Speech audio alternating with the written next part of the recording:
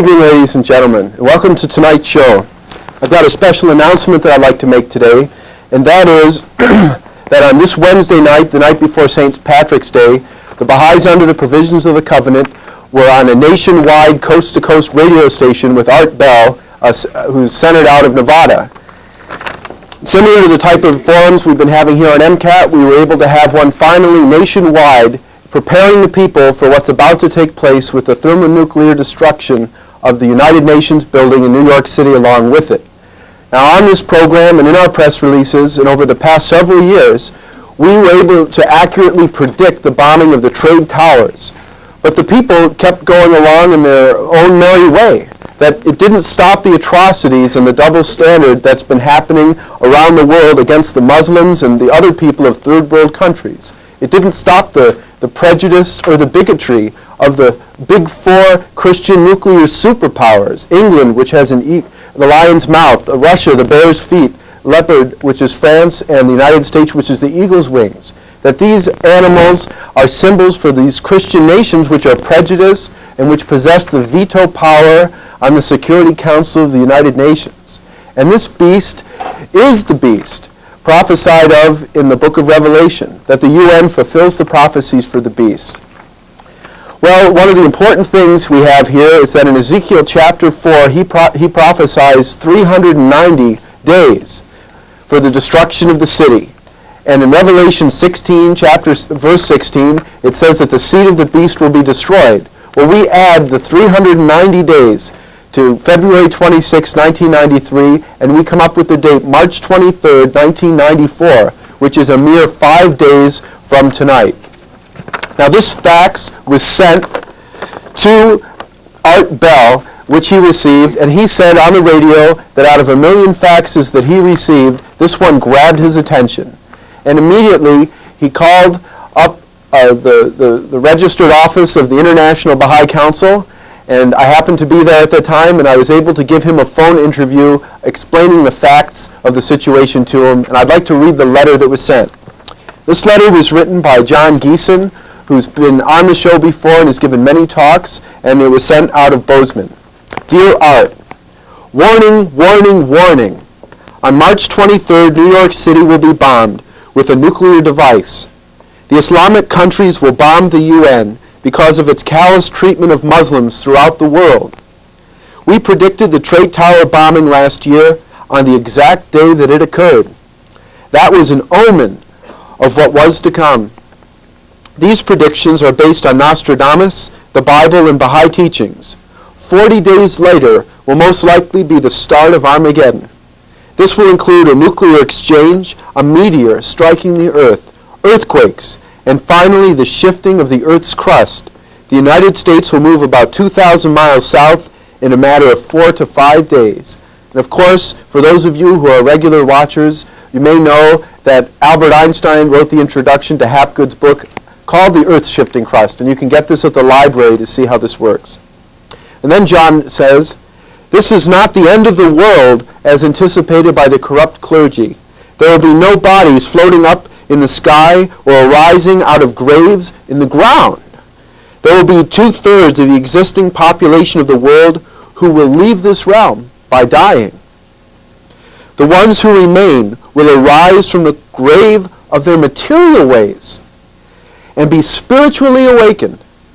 All of our current politics is controlled by those behind the scenes. Until the governments of the world are based upon spiritual values instead of economic values, politics will continue as usual. If you have any concern for the reason you exist, you should investigate this warning. I have listened to your show several times, and you seem to be interested in the truth. I did make a call after the prophecy program, which aired on television, and gave you the March 23rd date. I am not going to expend a great deal of time detailing the things that are to come. If you are interested, you can contact Neil Chase, and he gives the phone number, and he can answer any questions you have and send you detailed information. God will move whom he wishes to heed his warnings. It is up to you to decide if you want to know the truth. If you have ever asked the question, why am I here, then you should contact Neil. I have given you Neil's name because he is more available than I am and easier to contact. I do have a fax which you can contact me, and he gives his number, and then he says if you have the slightest hint of curiosity or feeling of apprehension, you need to contact Neil. Sincerely, John Geeson of Missoula, Montana. Well, immediately, Art Bell read this letter, and within 10 or 15 minutes, he called the registered office of the Second International Baha'i Council. And from 1 a.m. till 2 a.m. Mountain Standard Time, across the nation, we were able to get this message out. In the same way, you people here of Missoula are privileged to be able to call in on this live phone-in show and have your questions answered. People from Seattle, from San Francisco and the Bay Area, from Oregon, Wisconsin, Missouri, and all throughout the country had their opportunity to ask these questions. We have a tape cassette of this interview, and if you wish, you could come to the Baha'i Center and hear a recording of this.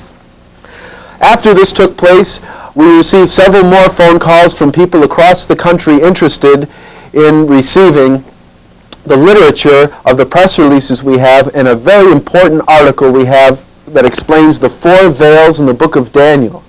And it gives the dates for the 4 appearances of Jesus to be in this world as prophesied in the book of Daniel. Another thing that happened is that our press release was put on the internet computer network. And this has gone around the world in less than a matter of hours. And the next day after that, also this week, we had 2 phone calls from Canada, and one was from Toronto. And we were able to give a phone interview of a half hour or 45 minutes to the magazine, a national magazine in Canada called the Frank Magazine, which is a very popular and well-respected magazine in all of Canada. And not only that, but today we've had the special guests with us of the British Broadcasting Company and the National Broadcasting Company that are doing a report and interviews with Dr. Leland Jensen here in town and just what the Second International Baha'i Council is up to for the security, salvation, and well-being and welfare of the people of this country and the world. That we're in a dire situation, and this date is coming up quick. The expiration of the 390 days that Ezekiel gives for the destruction of the city is a mere 5 days away on March 23rd, 1994. Now, we're not judging the people. There was a man that came up to Jesus and says, Jesus, why do we need you? We don't need you. And he was a Jew. And he says, Jesus says, why do you say it? He says, because I'm saved in Moses. I don't need you. And Jesus says, you're not saved in Moses unless you believe in Moses. And the Jew says, well, I believe in Moses. And Jesus says, no, you don't. He says, if you believed in Moses, then you would believe in me, because Moses spoke of me and prophesied of me. And it's the same that's true today. The people say, we're saved in Jesus. We don't need Baha'u'llah or the return of Jesus, the high priest, Dr. Leland Jensen, his establisher. We're saved in Jesus Christ. I took him into my heart. It's my Lord and Savior. Well, it's the same thing, that if the people really believed in Jesus Christ, they would believe in Baha'u'llah because Jesus spoke of him. In Mark chapter 8, verse 38, he says that the Son of Man will come in Baha'u'llah with his holy angels.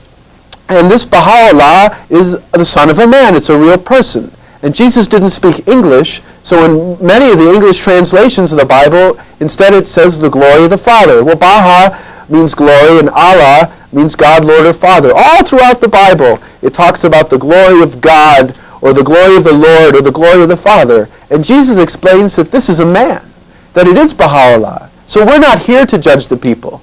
But Jesus, upon whom the Christians swear, will be their judge if they don't accept the one that Jesus foretold.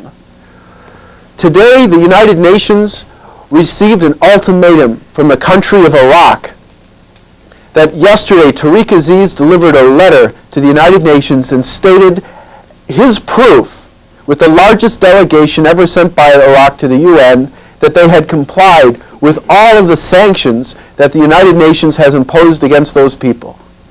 And therefore, having complied with all of their degrees and concepts and stipulations, they said that they wanted these sanctions lifted from their people. And Russia saw that it was true and wanted these sanctions to be lifted. But the UN and the United States says no, that they won't lift these sanctions off against Iraq. Well, Saddam Hussein and Tariq Aziz say that if these sanctions are not lifted, that Iraq will have to take the appropriate measures to protect and defend its people and its country. And on CNN they said that they were not exactly sure what Tariq Aziz meant by that.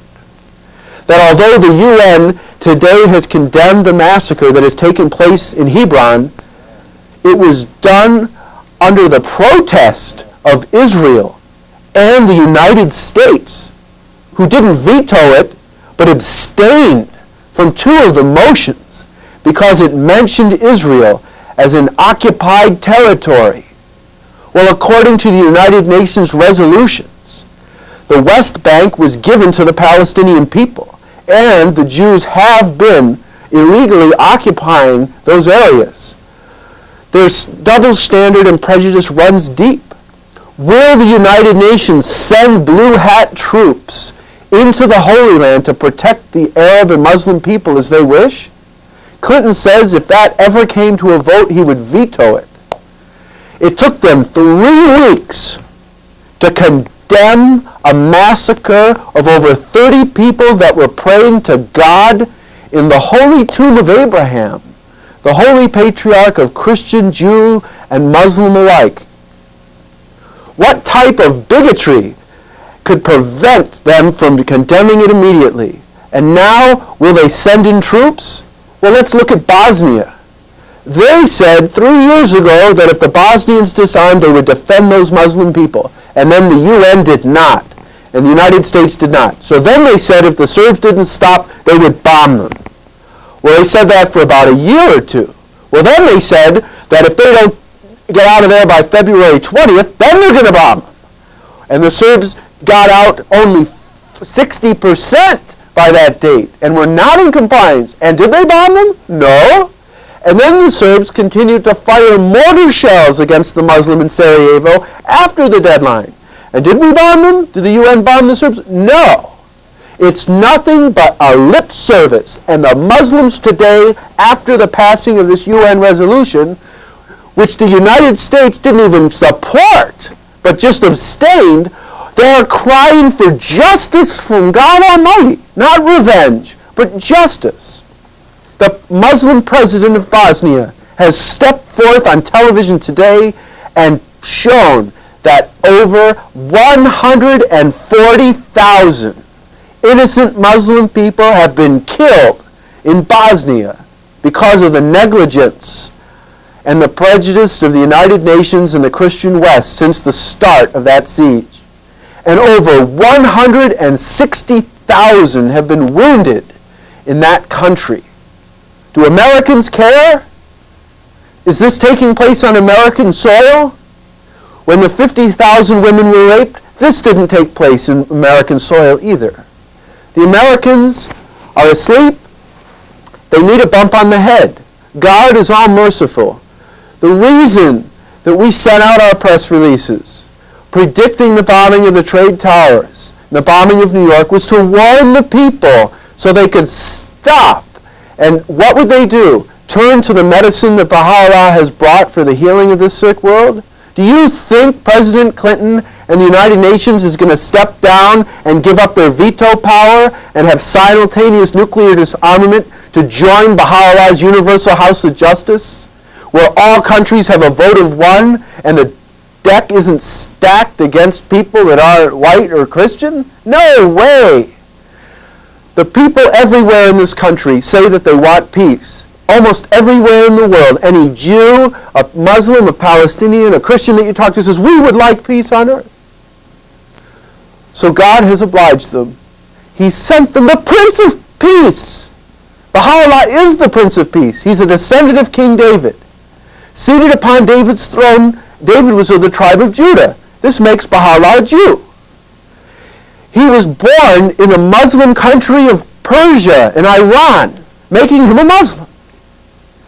He's the second coming of Christ. The word Christ, the same as the Hebrew word Messiah, which refers to his genealogy from David. He's a Christian, being the second coming of Christ. Baha'u'llah is the Jewish Christian Muslim. He's the solution and answer for this problem, which is politically unsolvable, that the UN is blundering. But because of the double standard, the Muslim countries are going to take out the United Nations with a thermonuclear device. That this UN is the beast, with England's the lion's mouth, Russia's the bear's feet, France's the leopard's body, the United States is the eagle's wings. And in Revelation chapter 16, verse 16, it says the seat of the beast will be destroyed. And the seat of the beast is the United Nations building. And then it says that 3 foul spirits like frogs will be released after that. Will the world turn to the Prince of Peace after New York is destroyed? The book of Revelation states no, that will be the beginning of an escalation to World War III. And that these 3 foul spirits like frogs, one will be from the mouth of the beast. The American president represents the UN. And another foul spirit will be from the mouth of the false prophet, the Pope. Where's Yitzhak Rabin this week? In the Vatican, trying to get papal support for the Jews against the Muslims. Well, why would the Pope support Jews? Some people have the idea that the Jews were the Christ killers. Why would the Pope? Well, the Pope accepts Moses, and the Pope accepts Abraham, Isaac, and Jacob. And Jesus was descended from David, so the Pope accepts David and the Old Testament, which is Jews. But the Pope accepts the New Testament. Well, the Jews think Jesus is a cultist, he's a false prophet, and he brought a bogus religion called Christianity that twisted around and it isn't a valid religion. But the Christians and the Pope say that Muhammad's a false prophet, that he brought a false religion, that Islam isn't viable. So the Pope has no reason to support Muhammad that came after Jesus, but he has reasons to support Moses that came before Jesus, because Jesus spoke of Moses. The Pope, with the mouth of this false prophet, is in support with Israel. When the Muslims attack New York, the Christian world will be angered. The United States, the mouth of the beast, will be angered. The mouth of the false prophet, the Pope, will be angered. They will cry bloody Pearl Harbor too. And they're going to cry holy war and crusade. And certain bigots will say, let's go kill those towel heads. And the country will be fueled by militant religious fanaticism. And the political motivation is the oil reserves in that area of the Middle East. And Russia will side with the Muslims. They are already siding with them, stating that the sanctions should have been lifted from Iraq. They don't want this double standard. They're not in favor of it. And the foul spirit from the mouth of the dragon is Islam after it was perverted from the true submission and peaceful teachings of Muhammad into this dragon.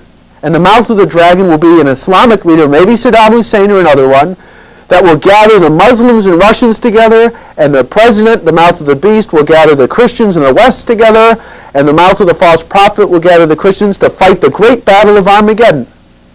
After this, then we will have 3 more waves of destruction, a meteor that hits the earth, a great earthquake, and a total earth-shifting crust. When all this is over, and in the second epistle to Peter, he gives 1,000 years for each day. And Adam talks about the 6-day work week, that God created the world in 6 days. Well, these are 6,000 years from 404 BC at the date of Adam in a dated Bible, brings us to 1997 AD. That there's no 0 year, so you get 96, you have to add another year for 97. All this will be over with. And the people today think deterrence is working. They say, well, England, France, the United States, and Russia have had a mutual assured destruction pact. If anybody used the nuclear weapons, then they would all use them and everybody would be killed. So nobody's used them. They said, see how important it is that we were armed to the teeth? We, by arming ourselves to the hilt with nuclear weapons, and our military, have prevented through deterrence any nuclear war for over 40 years. See how deterrence works, they say? We don't need Baha'u'llah's House of Justice. We don't need the president that's descended from David through Baha and Abdu'l-Baha. We don't need God. We have deterrence. Well, deterrence has failed. The Trade Towers was bombed. New York is next, and in the Armageddon, 1/3 of mankind will be dead in 1 hour of thermonuclear war. Then they'll wake up. Oh, we're hit in the head. Deterrence doesn't work. Look what we've done. We've allowed 2/3 of the population of the planet to be slaughtered by our own negligence. Baha'u'llah says we should unilaterally and universally disarm. Now we better try that. And through freedom of choice, people will gladly and willingly turn to Baha'u'llah. The world is waiting for the second coming of Christ. The Christians and Muslims think he's going to come out of the sky on a cloud. But the Jews know that he's to be a descendant of King David through the male line, seated upon the throne of David. Now I'm going to call a phone number right now in New York City that explains what the true coming of the Messiah is, the way the Jews have this. Now let's see if we can get this the right way. Okay.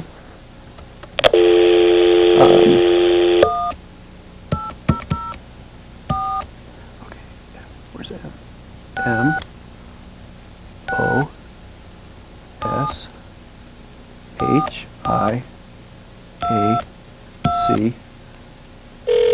Okay, I dialed 1-800-4-MOSHIACH, which is Hebrew for Messiah. Welcome to the Mashiach Multilingual Information Line. Please choose one of the following languages. For English, please press 1.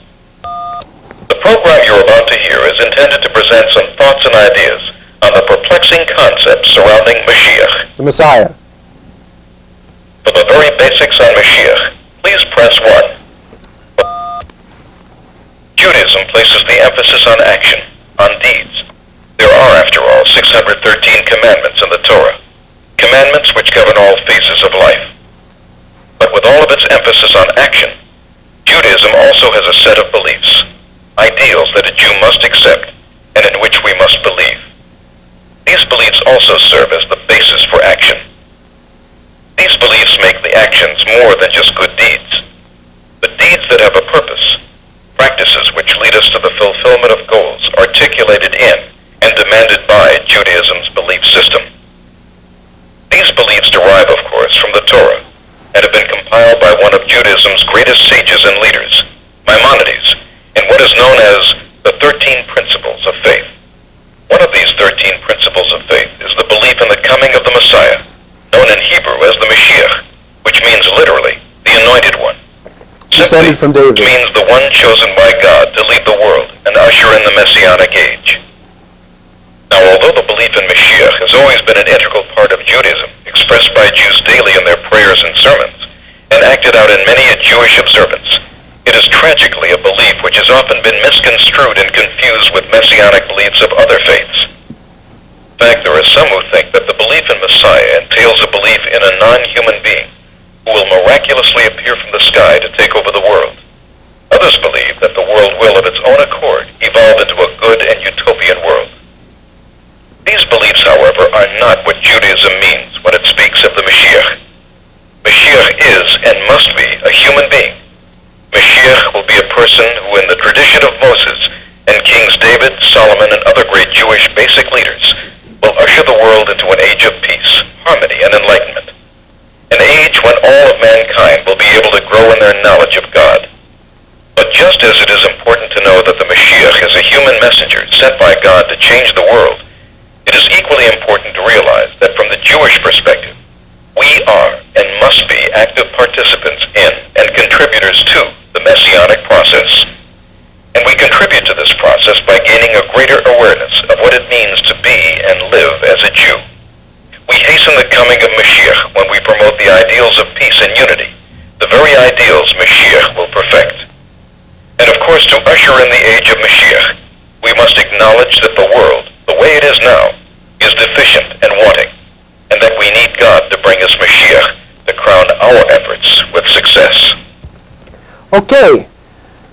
The Jews know this, that there's going to be a person descended from King David, seated upon David's throne, to reveal the plan of God and his kingdom in this day, that it's up to every single person in this world, sure, to live a righteous life. But the greatest sin, and the word sin means is a Hebrew word that means to miss the bullseye, is to miss or condemn or reject or deny the appearance of this prophesied, promised one of God. This is who Baha'u'llah is. He is the descendant of David. He is the Messiah. The second coming of Christ for the Christians and Muslims alike. He's revealed this plan for universal peace on earth with justice and righteousness, for this time forth and forevermore. The people say they want peace, and God has sent them the Prince of Peace. And as if that's not enough, Jesus has returned to establish Baha'u'llah's kingdom in this world. He's not going to descend out of the sky in a cloud any more than Elijah is going to come out of the sky in a cloud. One of the main reasons the Jews don't accept Jesus is in the last verse of the Old Testament, in the book of Malachi, in the last 2 verses of that chapter 5, it says, "Before the great and terrible day of the Lord, I will send you the prophet Elijah." So the disciples of Jesus came into contact with the scribes. He sent them out to teach. And they says to him, "What makes you think the Messiah is here?" "Well, we have evidences. He's a descendant of David." He says, "We don't care. According to the scripture, Elijah must come first." Well, so they said, well, Elijah, it doesn't say died in the scripture. In the second book of 2 Kings, it says he went up into heaven in a whirlwind in a flaming chariot. Therefore, he's going to come out of the sky in a flaming chariot, maybe like Santa Claus on a flaming sled, and land on the earth and say, "This is the Messiah here," and point him out. He said, "Did that ever happen?" And the disciple says, "No." And he says, "Well, Jesus is Beelzebub and the devil and a goddamn liar." And they were all shook up. He says, "My God, maybe we're misled. Maybe he is a vicious cultist. Maybe he is Beelzebub." They didn't know. They went back to Jesus. They said, "Jesus, how could you be the Messiah, that descendant of David that we're waiting for, if Elijah hasn't come?" And what did Jesus tell them? In the Gospel of Matthew, he says, "I tell you now, that whoever is least in the kingdom of God is greater than John the Baptist. But John the Baptist," he says, "is the return of Elijah, if you are willing to accept it." They go, "John? He's your cousin." I'm paraphrasing a little bit. You grew up playing marbles with him. He's the son of Elizabeth, your aunt. John's Elijah? He didn't come out of the sky. They went and asked John, "Are you Elijah?" This is in the Gospel of John. They come up to him, "Are you Elijah?" And what does John the Baptist say? He says, "No, I am not." Well, wait a minute. Jesus says John is Elijah, and John says he's not. Is the Bible lying? Is Jesus the liar? Is John the liar? Should we just throw the whole thing away? John was not the same physical person as Elijah. He was not the reincarnation of Elijah. But as Elijah was in the desert, the same desert as John 900 years earlier, wearing a camel's hair coat, eating locusts and honey, and calling people to repent and accept the covenant of Moses, John the Baptist appeared in that same desert in the same garb with the same mission. It's the same light in a different lamp. John was right. He was not the personality of Elijah. But Jesus wasn't looking at the lamp. He was looking at the light. And if we had 2 lamps here, we might have one, and we've got the same wattage and the same light, and we turn it off. And in another lamp, we turn that one on with the same wattage and the same type of light, and the same light appears in a different lamp. That this is how Elijah, John the Baptist, was the return of Elijah, the same light in a different lamp. Well, Baha'u'llah is the second coming of Christ. He's a descendant of David, just like he's supposed to be, like we just heard. But the Christians haven't learned any more than the Jews, unfortunately. Religion hasn't progressed even an inch and an eighth of a nanometer of a degree since 2,000 years ago. The Christians are still looking up in the sky the way the Jews are for Elijah, and nobody's coming that way. Baha'u'llah is this descendant of David that's prophesied to come, and his establisher is in the world today. When 5 million people said, "I believe in Baha'u'llah," they broke his covenant. They were the trustees of his message, and they threw it out. And out of 5 million people, Shoghi Effendi, the first guardian of the faith, only knighted 150 as knights of Baha'u'llah. And they all broke the covenant except for 2 of them, Dr. Leland Jensen and his wife Opal. And now Dr. Opal has passed away, leaving 1 knight of Baha'u'llah left in all the world only. And he alone has preserved the covenant and the teaching of Baha'u'llah for this sick world in our day. But the people will not go by the proofs of the prophecy. And therefore, according to the book of Ezekiel chapter 4, there's 390 days from the trade tower bombing for the bump on the head that people seem to do go by a bump on the head, but it's not to their credit. They should go by proofs. And that bump on the head is the destruction of the UN building and all of New York City along with it with a thermonuclear device. And 40 days later, according to Ezekiel, would be the start of the Armageddon, in which 1/3 of mankind is to die in 1 hour.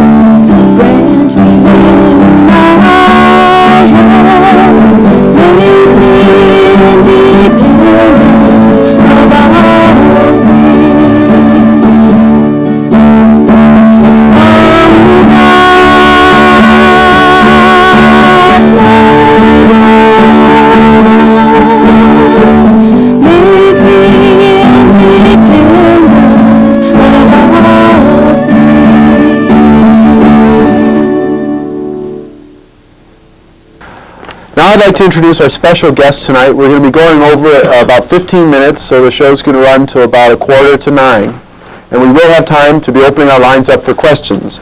Our special guest tonight, normally we have the questions phoned in, is going to be asking some questions here himself. He's a highly educated person in global affairs. He's originally from England, is that correct? That's correct, yeah. He's a correspondent from TV Nation, which is a new show and expose magazine which will be running on the major news networks here in the United States. And it's also affiliated with the British broadcasting company, the BBC, over in England. And we're very happy to have him on our show tonight and welcome him to the city of Missoula. And I know he spent the last few days flying around the country and traveling by car, and so we're very happy to have you here. Thanks very much, Bill. Thank you, Neil. It's a great pleasure to be here. Oh, careful. That's okay. Okay. I've got a few questions from the Bible that I might run by you, and then there's some other things I'd like to talk about. Most of them have to do with the Armageddon that Dr. Leland Jensen's predicted for the next few years. So, because we don't have too much time, I guess we'll have to, keep things succinct, or as succinct as they can be for such a serious matter. The first question is pertains to a quotation from Zechariah, chapter 5, verse 1. It's a quotation that's sometimes interpreted as a reference to a flying saucer or some kind of extraterrestrial object, and it runs like this: "Then I turned and raised my eyes, and saw there a flying scroll. And he said to me, 'What do you see?' So I answered, 'I see a flying scroll. Its length is 20 cubits, and its width 10 cubits. Can you shed any light on that? Sure. A sacred cubit, as Kyle explained it, talks about 25 pyramid inches. A pyramid inch is 1/11,000th bigger than the British inch. The Druids had preserved the pyramid inch on a block of teak wood and shrank the width of a hair. So it's about 2 feet. So we're able to get the exact measurements of this flying scroll based on that. And what he's talking about is something that's 30 feet long and 10 cubits in circumference, making it about 3.5 feet in diameter. And so it's not an extraterrestrial UFO, but in fact a scroll or a roll is what they used to roll their writings up in. And it's a thermonuclear missile. It's the exact dimensions of the average thermonuclear missile that the different governments have around the world.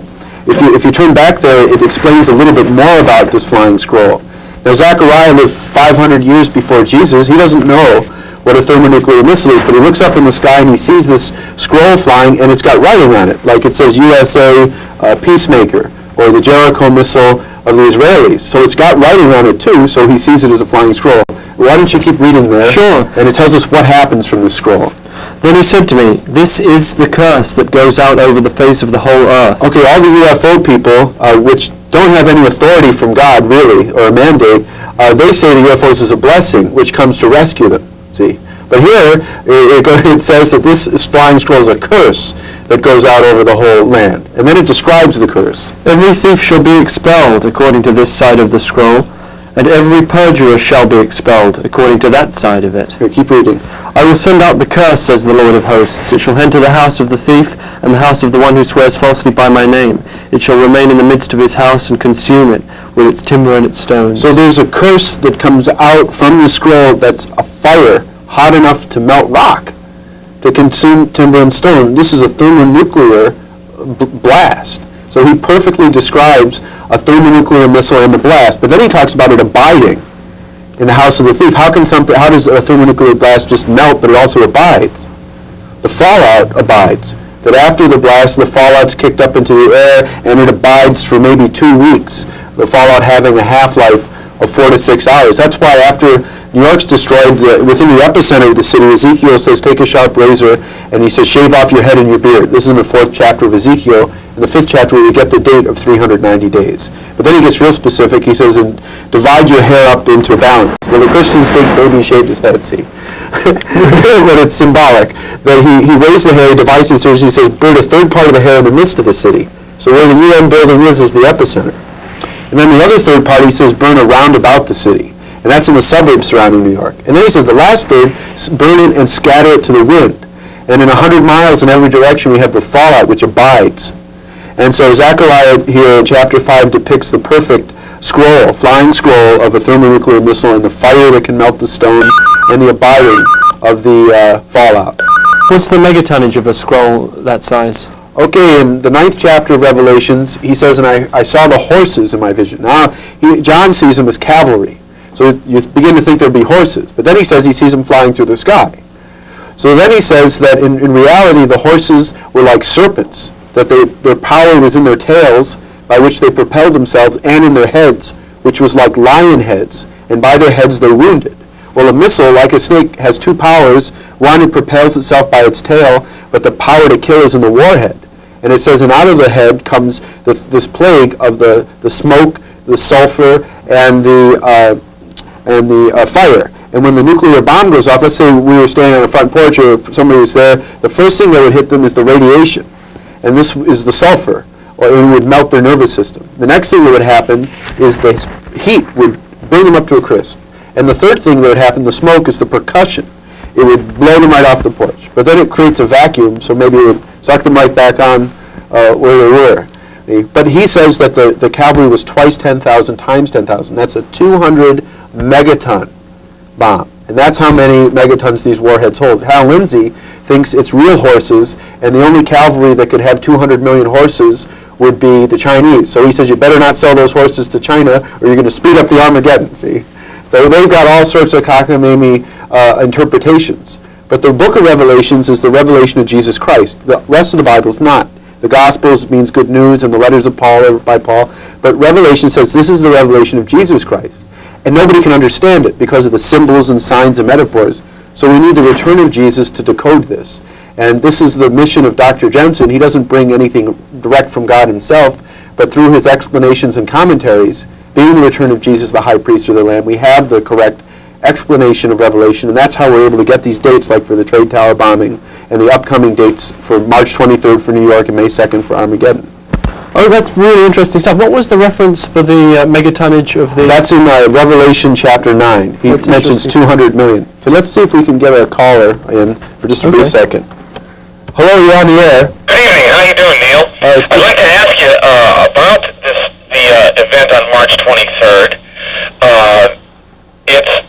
I can see that there is certain aspects that are evil. That is the United Nations. But what will become of the innocent people who are literally wiped off the map? What will become? Why will this destruction destroy innocent people as well as the guilty? Is my question. Thank you very much. The reason That's a good question, isn't it? Yes, we like good questions here. We're pretty much used to this. The reason that this is going to happen is that the major news media, although we've sent out this press releases to the media and the leaders in New York, they failed to warn the people there that we don't want to see innocent people get killed. But the leadership, I don't have billions of dollars to mail everybody in New York City individually a letter, but we did send it to Mayor Dinkins and Governor Cuomo and to the religious leaders in New York City and so forth. That when this happens, innocent people will be killed along with sinners. But look at it this way, even the sinners can be forgiven if they turn to God. That when the Trade Tower bombing happened, we didn't even want those 6 people to be injured. And that's why we sent out an original press release. But they thought it was funny, like when Andy Rooney was on the news, as we've talked about here, 60 Minutes, in his New Year show, he says, ha, ha, ha, ha, New York is still here, it hasn't been bombed, and Bush hasn't declared martial law. So after the Trade Tower was bombed, he got on there and said, well, just because somebody belongs to a different religion other than ours, doesn't mean we should make fun of him. But the leadership, which was aware of this also, then when we sent out the next release, they haven't warned the people that we are here to help the people. In the gospel, in the epistles of Peter, it says that because God loves the people, although the catastrophe is upon them, what does he do? Does he abandon them? No, he sends them a promised one that fulfills prophecy by name, date, address, and mission. Today, this is Dr. Jensen, the establisher of the faith, and although we've been demonstrating these proofs, I don't see masses of people leaving the churches or the clergy and joining up the Baha'is under the provision of the covenant or proclaiming Baha'u'llah. The people seem to only go by a bump on the head. And that with New York being taken out as just one city, this would hopefully be able to wake up the people in every other major city in this country, and in England and in France and in Russia, to go to the mountains the way Jesus tells them, and hopefully the city council here will build fallout shelters and the county commissioners to save the people that come up into this area. If one city wasn't taken out, nobody would be saved. That's an interesting point, and I have a text which sheds some extra light on it, which comes from the second book of Peter, and it says, scoffers will come in the last days, walking according to their own lusts and saying, where is the promise of his coming? For since the fathers fell asleep, all things continue as they were from the beginning of creation. So in other words, what do you have to say to the people who scoff, to the people who mock, to the Andy Rooneys, of the world. Well, Andy really did apologize to us. I can see why he would think it would be something absurd, because people are so indoctrinated, it's hard for them to perceive. But this is a good verse that you found. He says they fell asleep to what the fathers had. The early church fathers, the 12 apostles, and the ante-Nicene fathers, before 325 AD, when the Trinity was made Roman law and true Christians were banned to Europe, they all knew that each day was 1,000 years, and that Adam came in 4000 BC or 404. This would bring us to 1997 AD.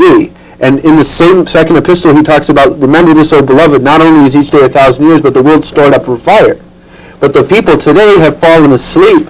They no longer believe in the actual prophecies of the church fathers, whether they're the founders of Abraham, Isaac, and Jacob of Judaism, or Ishmael and Muhammad of Islam, or even Jesus and his apostles. And we are not asleep to this. We ourselves are not prophets and so forth, but we really, truly believe in the prophets and in the Holy Book. But because the people have fallen asleep, they become scoffers. They says, well, it's not going to happen, or nobody can predict anything, or yeah, you got the trade towers right, you were lucky. Well, then New York gets destroyed. And then they say, well, you got two in a row right, you're double lucky, but Armageddon will never happen 40 days later. And then that'll happen. It's kind of like this story, there was the train was going to come through the West for the first time. Nobody's seen it before. Well, this one farmer lived way out in the boonies. He barely came into town, but maybe once a month for some supplies. Well, one day he comes into town and they'd already laid the railroad tracks. And he goes, what are you doing? They're putting some tracks down. Well, what's that for? Well, they're going to run a train in. Well, what's that? Well, it's a big machine with big metal wheels. What? He says, that's ridiculous. It could never run on a track like that. The tracks are metal and the wheels are metal. It's just going to spin around in one place. And he went home. Well, then he says, I'll believe it. He says, I'll never believe something like that. Well, he comes back to town and he sees the train come in. And it pulls him to the station. And he says, I don't believe it. He stood right in front of it. This isn't happening. And then they said, well, there it is. And he says, oh, yeah? Well, it'll never get started again. It'll just stay in the stations being its wheels. So the people, like you say here, they're scoffers. And when Noah came, they said he was building a boat in his backyard. They go, crazy old man, there's not an ocean for miles. Well, he prophesied the flood 3 times, and it didn't happen until the 3rd time. He said that it would happen at the death of Methuselah. Well, Methuselah died, and he had about hundreds of people on the boat that helped him build it. And it didn't happen. And he says, oh, we should have listened to the people. We were made fun of. We were humiliated. So he says, we're leaving. And so half of them leave. Well, the other half says, well, what do you say, Noah? And he says, well, Adam gave a 6-day cycle of 6,000 years. 6 days later, the flood will happen. They says, okay, we're staying. Well, 6 days later, the flood doesn't happen. So then they says, oh, we should have went with that other bunch. Well, the people that were really scoffing him were these ones that left. See, they put all that hard work into building the boat. Well, then he says, on the 7th day he'll rest. So they got on the boat on the 7th day, sealed the door with pitch, and the skies opened up, and the flood came down. And the scoffers were drowned. But by the time that happened, there was so much scoffing and publicity that there wasn't a person that was drowned that didn't know what Noah was about and what he was saying. And Baha'u'llah says he came with proofs in the Book of Certitude, that although Noah showed who he was, Noah didn't have dreams, but based on the books of Abraham and Enoch and other prophecies before him, he was able to show how this flood would happen. But these are the fathers. Well, the flood happened? People don't believe that. There used to be a ring around the planet Earth like Saturn, made out of ice. It was a crystal veil, and it absorbed the ultraviolet rays from the sun. So our aging process, our glands weren't affected by these ultraviolet rays. We lived maybe about 900, 1,000. Well, this collapsed, and the age limit in the Bible goes down to what we have about today, maybe 120 or 90. And there was so much of this ice that when it came down, it melted. And in the legends of the Jews, it says the flood came down boiling hot. Now, it's documented historically around the world. The Eskimos says they got in a big canoe or a kayak, and they were saved by the flood. The Mexicans say the flood happened. In China, we built a big flood wall around the village, and the waters was diverted around it. But none of the book says the people died. Only the Bible says everybody died. Noah took the people out of the Tigris-Euphrates River, which is the Garden of Eden in the Bible. It says it's between the Tigris-Euphrates. And Adam brought these people, that is, up into eastern Turkestan, in a region east of Tibet. And it was like Missoula, a saucer surrounded with mountains. They had a great city there. And these people knew the covenant of God. The rest of the world was ignorant, and they violated it. So when the waters came down, Noah was in that city where he built the boat, that place filled up like the kitchen sink. So everybody that should have known better drowned. And then the ark floated over to Mount Ararat, where they found it, and near Turkey and Armenia, and then Noah came down and reestablished civilization. And one of his sons was Shem, that was blessed, that's also known as Melchizedek. And then he had the curse on Ham, through which Nimrod comes, who said his star was Saturn, who's the modern Satan of our day. We've talked about that on the show before and with you earlier today. And the problems in the world go because Nimrod said he was God. Instead of an invisible God, man incarnated as God. And his wife, who's known as the whore of Babylon, Semiramis, makes up another form of paganism. She says, after Shem had Nimrod put to death, that he came down to her in the spirit, who ruins the habitation of the Holy Spirit, and the kid is the reincarnation of the Father, right? She creates the Trinity. And these two forms of paganism have infected all the world's religions. The Arabs believed in it before Muhammad, but once Islam came, they stuck to the one true God. The Jews had the one true God, and then Solomon prayed to Ashtoreth or Isis, and then they snapped out of it because of the calamity. There's not a person in the world that hasn't heard about God through Buddha, Krishna, Zoroaster, Adam, even the Mexicans, as Kyle pointed out, and in this country, the natives, and from Jesus, Muhammad, the Bab, and Baha'u'llah. The whole world. Some of the animists in African countries. Some of them have heard about Adam, but I'll tell you this, that Africa's not a target. That's not going to be attacked in the nuclear war. The main brunt of the nuclear war will be between England, the United States, France, and Russia. Thank God the Berlin Wall fell, as Nostradamus predicted, because now they took all those nuclear weapons that was packed up at the Iron Curtain out of those other countries in Europe. They're no longer targets by Russia. So a lot more people in Europe will now survive. See? But the major cities in England, France, the United States, and the Soviet and Russia will be hit. But America will be hit the hardest. Rockefeller paid money for the UN building to be here, and we've done nothing but export our prejudices around the world. Plus, we've had the benefit of Americans have had the benefit of knowing, the one true God and so forth. So they have a position of knowledge which by abusing, they invite more punishment. That's right. That we can't condemn. There was slavery in Africa, but they never had a manifestation sent directly to them. So they were kind of like in their childhood of humankind. But when the West comes there with the knowledge of God and continues the slavery, and then twists the scripture to say that the mark of Cain is the black skin and uses it to fit their economy, this is racking up punishments. I want to say, can I just interrupt for 1 second? Because you spoke earlier about people needing a knock on the head, and it seems to me that as someone who's in a position to prophesy a terrible cataclysmic event in the near future, it's incumbent on you to warn people and warn them in no uncertain terms. So what might be interesting is to see you really work up a head of steam and just tell people at home, tell the scoffers, they've got to take this thing seriously. Well, I did that at the first 20 minutes of the show. Oh, did you? Yeah, I worked up a pretty good head of steam right before you arrived here. I kind of do that every Friday, and it's for the reason you say, that we're not angry at the people, see? But these people have to wake up for their own good. When a parent sees his child wander off into four-lane traffic, the parent screams and yells and runs and gets the kid out of there. God created a world in which the purpose in life is for him to be known and loved. You can't have love without freedom of choice. See? Right. But people are always saying when they see shows on TV, I can't believe in religion. Why would God let Hitler be in the world? Why would God let suffering exist? If God waved his hand, everybody would be a believer. But he'd have to take freedom of choice away from the people. Right, it's like that Sting song, if you love somebody, set them free. That has to have the freedom of choice. Right. And the artists and so sang these themes too.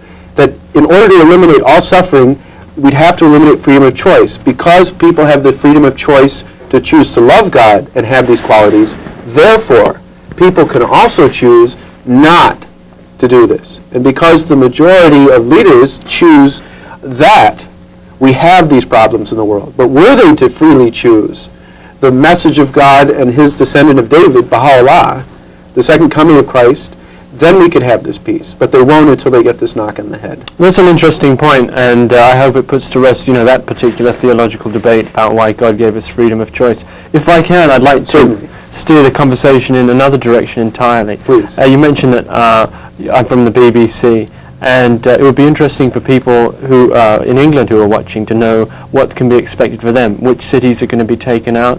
What's going to happen? Cities of 100,000 or more, London and these cities, that I'm not that familiar with the terrain of England, but I know there are some mountains areas there.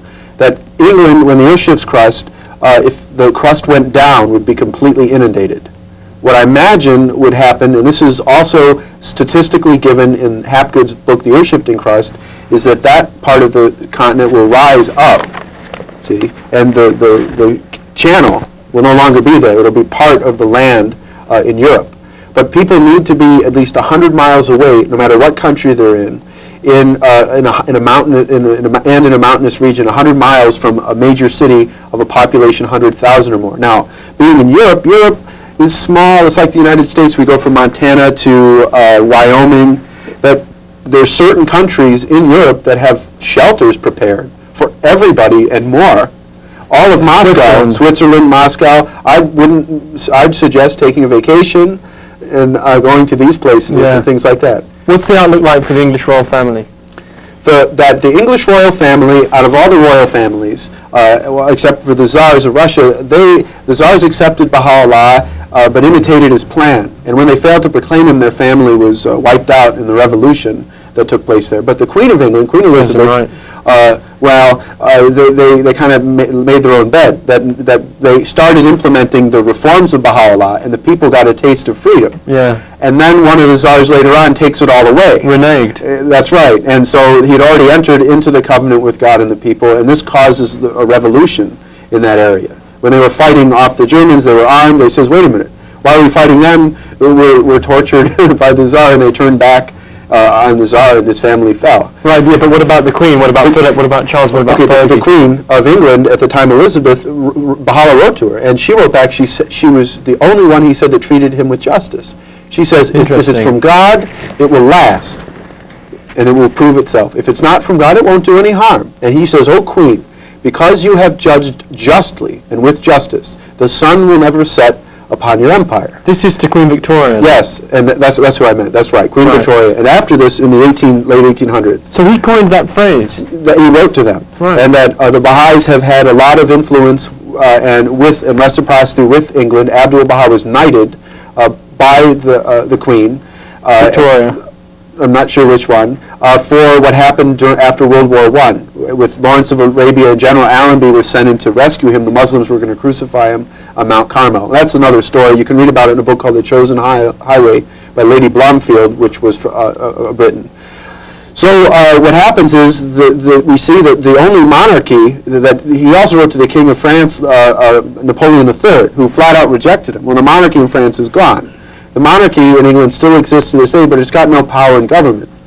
What Baha'u'llah provides for in his covenant on a universal level is the International Baha'i Council with the Davidic King as its president. But on the national level, we will have national houses of justice and national Baha'i councils with monarchs being the presidents and executives of them. And what's in store for the English royalty is if they make the right choices as it's presented to them in the upcoming days and weeks, their line will undoubtedly survive and become blended in with their national parliament, their national house of justice, and they would be the executive of that. But if at any time any monarch of any country who's the president of their national council should renege and cause a scourge upon the people or violate, the universal one has its right to remove that monarchy and reinstate a different house or dynasty. And this is different because on the international level, they don't have the power to do that. The line of David must continue. So there's great things in store for all people that are able to recognize the greatness of this day and investigate the Baha'u'llah and his establishment. Right, so it could be that the royal family will be okay? Yes. Including the lovable old Queen Mum? Yes. Well, goodness knows that's a relief. Well, that's about all the time we have for today. I'd like to thank you, Louis, for being on the show. It's my pleasure, Neil. Okay. And I'd love to come back anytime you'll have me. Well, certainly. Okay. Our doors are always open. And you can see us Friday next week at 7 o'clock here on Channel 7 on MCAT. And we'll have another one of our talks, and you'll be able to call in and ask more questions. That's all the time we have for tonight. Thank you.